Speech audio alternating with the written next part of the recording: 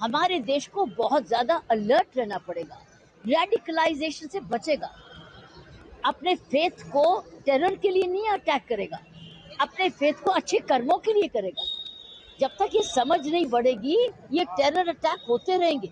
हमको बहुत समझदारी से इस देश की पुलिसिंग करनी है और मैं समझती हूँ इंटेलिजेंस तो है, पुलिस का रोल बड़ा जबरदस्त है इन्वेस्टिगेशन में, फोरेंसिक्स में, प्रिवेंशन में, लेकिन कम्युनिटी पुलिसिंग का इस वक्त सवाल है। हम अपने अपने पड़ोसी का ध्यान रखें कि क्या कर रहा है हमारा पड़ोसी। ये इतना सादा सामान इतनी आसानी से इकट्ठा नहीं होता है, वो प्रश्न पूछना पड़ेगा गांव के प्रधान को, एक RWA को, रेजिडेंट वेलफेयर एसोसिएशन को, एक प्रधान को, कि क्या ला रहे हैं तो तुम मकान का, तू तो रहने के लिए आया था, तो गोदाम बनाने के लिए क्या गोदाम में डाल रहा है। ये प्रश्न जब तक हम पूछेंगे नहीं और अगर प्रश्नों का आंसर आपको सही नहीं मिलता, सही समय से पुलिस को इन्फॉर्म करो। ये अब कर्तव्य है हमारे देश का।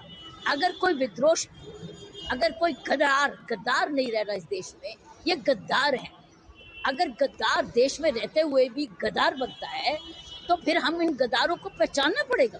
गद्दार कोई भी हो सकता है, लेकिन अगर गद्दारी करता है देश में ही पढ़ता है, देश में सारे बेनिफिट्स लेता है और देश को मारता है, तो इसका इलाज पड़ोसी अलर्ट पड़ोसी, कौन किसको मकान दे रहा है किराए के लिए, कौन किसको गोदाम दे रहा है सामान लखाने के लिए, कौन पड़ोसी रह रहा है कि ये सामान इकट्ठा कर रहा है, ये खतरनाक है। तो इसलिए मैं समझती हूँ अब एक तरफ तो लॉ इन्फोर्समेंट और पुलिस सरकार का काम कर रही है और दिखता है कि कैसी जोर से कर रही है।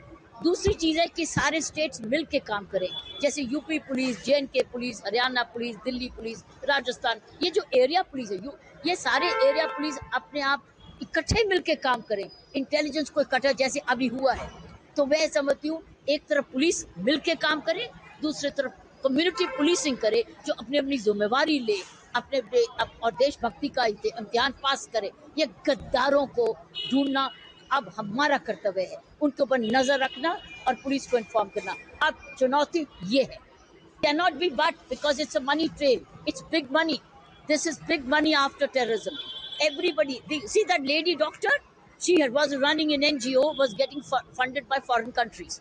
So it's all about funding, it's all about big money, and therefore we need to watch over their money trails, block their accounts and trace the accounts. I think that's a critical thing.